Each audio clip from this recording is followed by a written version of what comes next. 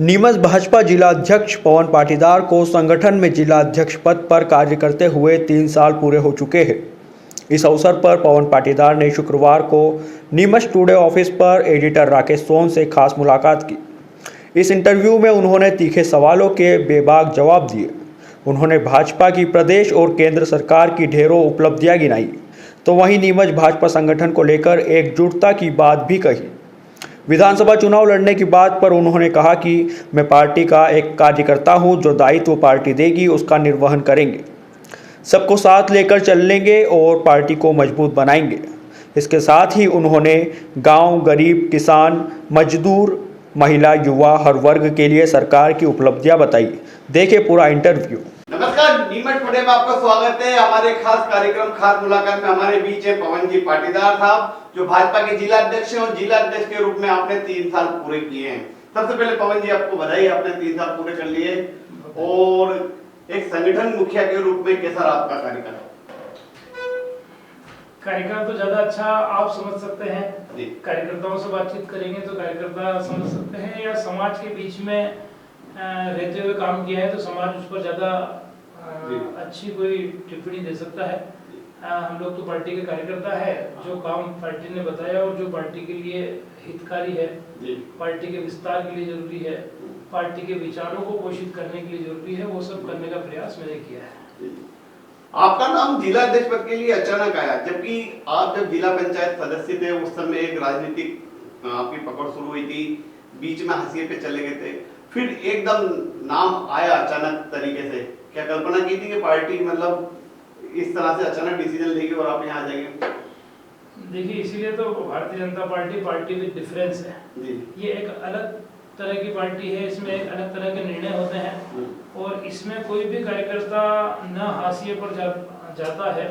और किसी भी कार्यकर्ता को कोई बहुत बड़ा दायित्व मिल जाए तो न उसको सोचना चाहिए कि मैं बहुत ऊपर आया हूँ, क्योंकि उसके अंदर कार्यकर्ता बोध अगर रहेगा और वो कार्यकर्ता भूमिका में हमेशा आप खुद को महसूस करेगा, तो कब पार्टी किसके लिए किस निर्णय को ले लेगी वो न खुद कार्यकर्ता को ध्यान में होता है, ना किसी के ध्यान में आता है।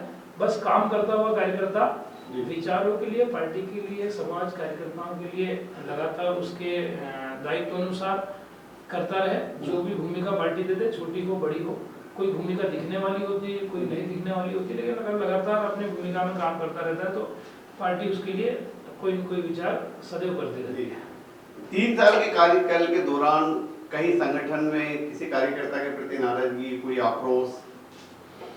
देखिए, कड़वाहट रखना बिल्कुल भी मेरे स्वभाव में नहीं है। छोटी मोटी ये चीज हो सकती है कि कोई एक जगह है तो एक जगह पर एक व्यक्ति को अपन जिम्मेदारी दे पाते हैं, या कोई चुनाव है पार्षद का हो या नगर पालिका, जनपद, जिला पंचायत का, तो हम एक ही व्यक्ति के लिए निर्णय हमको करना पड़ता है। तो उस जगह जरूर हो सकता है, क्योंकि भारतीय जनता पार्टी एक बहुत बड़ा परिवार हो गया है। एक पद के लिए अनेक लोग रहते हैं और सभी योग्य रहते हैं, उनमें से किसी एक का निर्णय करना ही पड़ता है। तो ऐसी परिस्थिति में हो सकता है कि कोई एक कार्यकर्ता छूटा हो क्योंकि एक का चयन हुआ हो, परंतु कहीं भी न कड़वाहट है, न कार्यकर्ता के मन में किसी प्रकार का कोई भाव है। नीमच विधायक दिलीप सिंह परिहार और आपके बीच में टकराहट हमेशा देखी गई है, कहीं ना कहीं विधानसभा की दावेदारी दोनों की है, और कई बार हमने भी देखा कि शासकीय कार्यक्रमों में आपको बुलाया नहीं जाता। संगठन स्तर पर चूंकि यह लाइन बनी हुई है, गाइडलाइन बनी हुई है कि जिला अध्यक्ष को हर कार्यक्रम में बुलाया जाना चाहिए, तो ये खटास कहां से पैदा हुई? देखिए, सही तो ये है कि मैं आपके माध्यम से जितने भी लोग राजनीति में रुचि रखते हैं उन सभी को स्पष्ट कर देना चाहता हूं कि किसी प्रकार की कोई खटास मेरे और सम्मानीय विधायक जी के बीच में नहीं है। अगर मैं दायित्व की बात नहीं करूं तो वो हमारे वरिष्ठ नेता हैं, उनको देखकर भी हमने संगठन में काम करना सीखा है, तो इसलिए खटास किसी प्रकार की नहीं है। और प्रतिस्पर्धा इसलिए राजनीति में नजर आने लगती है क्योंकि कहीं भी राजनीतिक क्षेत्र में काम कर रहे हो तो अलग नहीं, लेकिन देखा गया कि सरकारी कार्यक्रमों में जब मंडल अध्यक्षों को बुला लिया जाता है और जिला अध्यक्ष का नाम और फोटो तक गायब हो जाते हैं, तो ये आपसी जो लड़ाई है, जो दावेदारी, उसको लेकर कहीं ना कहीं दर्शाता है। देखिए क्या होता है, अब हम मतलब देखने वाले को ऐसा लगता है कि वो नाम काट दिया गया, परंतु सामान्यतः वो नाम काटा नहीं जाता है। वो कार्यक्रम के हिसाब से रहता है। कार्यक्रम अगर रूटीन है, बहुत छोटे कार्यक्रम है हाँ। तो हर कार्यक्रम में जिलाध्यक्ष पहुंच नहीं पाते हैं हाँ। और दूसरी अन्य जिम्मेदारी बहुत रहती है। अच्छा। तो इसलिए भी बहुत बार वहाँ मेरी अनुपस्थिति देखी गई, पर उसके पीछे ऐसा कुछ नहीं है कि कोई टारगेटेड करके कोई विधायक जी के द्वारा या किसी के द्वारा वो नाम काटे गए हों, और कोई प्रतिस्पर्धा ऐसी कोई हम दोनों के बीच में नहीं है कि जिसके कारण वो देखने वाली की दृष्टि जरूर ऐसी हो जाती है। क्योंकि हम राजनीतिक क्षेत्र में जब आते हैं तो स्वाभाविक रूप से आदमी सोचता है कि आगे बढ़े, स्वाभाविक रूप से आदमी सोचता है कि आज जो है उससे हम आगे कोई पार्टी हमको भूमिका दे उस दिशा में काम करें, तो वो एक सामान्य वो मान सकते हैं, पर उसमें ऐसा नहीं है कि कोई बहुत कड़वाहट या बहुत कोई वैमनस्यता वाली स्थिति हम सबके बीच में हमारे बीच में हो। आगे जिलाध्यक्ष बने रहेंगे कि विधानसभा में की तैयारी करेंगे?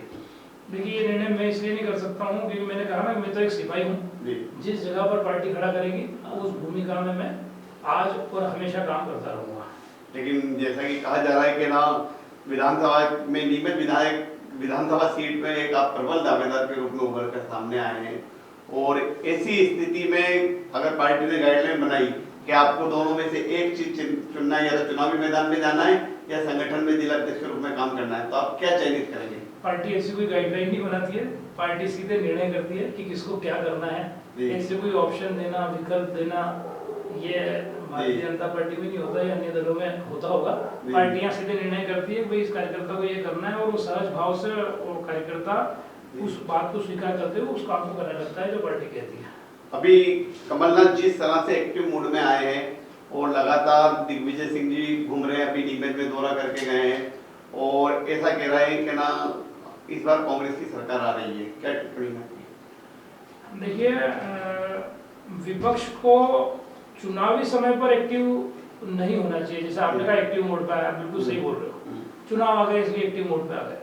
विपक्ष को और पक्ष को दोनों को अपनी अपनी भूमिका में पूरे समय काम करना चाहिए। और कांग्रेस में ये मैंने देखा ही है, और आप लोगों ने भी देखा है, हम सब ने देखा है कि कांग्रेस आखिरी 6 महीने, 3 महीने, 4 महीने बचते हैं, वो एक्टिव मोड पे आ जाएगी। एक्टिव मोड पे भी ऐसी नहीं आती है। एक्टिव मोड पे वो जुमले देने के लिए आती है, 2 लाख माफ कर देंगे। एक्टिव मोड पे आ जाएगी कि लाडली बहना, जितना अच्छा सोच एक मुख्यमंत्री जी के मन में आया और वो कार्यक्रम चालू हो गया, चालू ही नहीं हुआ है, पंजीयन होने लगे और पंजीयन होकर और उसने मूर्त रूप ले लिया है। पर उसी में अपने को कोई भी जुमला देना है कि वो 1000 दे रहे हैं, हम 1500 कर देंगे, ऐसा है तो ऐसा कर देंगे, और सिर्फ अंतिम समय पर आना और एक प्रकार से ऐसी गेंद फेंकना जिससे न तो कोई बोर्ड होगा, न उस पर कोई जनता समाज विश्वास करेगी।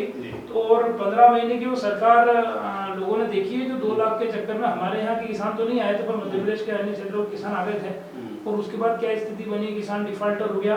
तो इसलिए किसानों का बहुत विश्वास कांग्रेस के ऊपर नहीं है, और अंतिम समय पर सिर्फ चुनाव के लिए एक्टिव मोड पे नहीं आते हुए मेरा तो आग्रह है आपके चैनल के माध्यम से कि हमेशा आप एक्टिव मोड पर रहें, ताकि पक्ष अपनी भूमिका में ठीक से काम करे। उसके लिए विपक्ष की भूमिका भी ठीक होते रहना चाहिए, वो चाहे वो विपक्ष में कोई भी हो। जी जी। अभी कांग्रेस ने जो इशू उठा रहा है उसमें 1200 का सिलेंडर 500 में, लाडली बहना की जगह के लिए समांतर ही नारी सम्मान योजना, उसके अलावा भी पुरानी पेंशन योजना, उनके जो वादे हैं वो लोगों तक जा रहे हैं। ऐसे में दूसरी तरफ देखा जाए तो 1200 रुपए का सिलेंडर है, पेट्रोल महंगा है, गैस महंगा है, और ये हालत यह है कि जो पुरानी पेंशन योजना है और कांग्रेस की जो राजस्थान सरकार ने लागू कर दी है, हमारे यहाँ इन सभी पर भाजपा संगठन सरकार कोई निर्णय नहीं ले पा रही है जो आम जनता से जुड़े हुए मुद्दे हैं।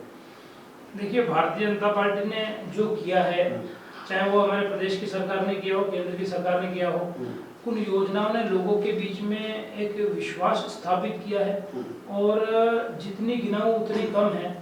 चाहे वो संबल योजना हो, चाहे वो तीर्थ दर्शन योजना हो, चाहे वो ब्याज को 0% पर लाके खड़ा करना सोसाइटियों के माध्यम से 0% ब्याज पर, लेकिन महंगाई कंट्रोल नहीं हो पा रही। मैं उस पर आऊंगा।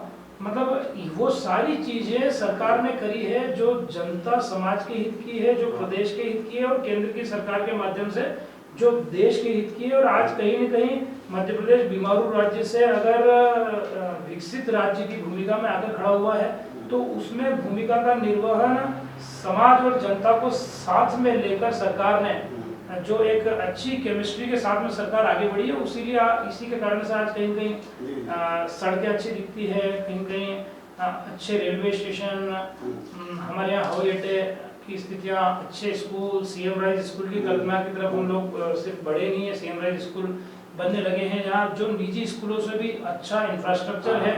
और आने वाले समय में एक ऐसी सुविधा अगर खड़ी होगी, क्योंकि शिक्षा, चिकित्सा जो एक आवश्यक चीज़ है वो उसकी तरफ कहीं कहीं बहुत ध्यान है। और इसीलिए हम चिकित्सा की बात भी करें तो 3 मेडिकल कॉलेज एक ही लोकसभा में आना, और मेडिकल कॉलेजों के माध्यम से आने वाले समय में जो आज डॉक्टरों की किल्लत हमको देखने को मिलती है वो दूर होगी।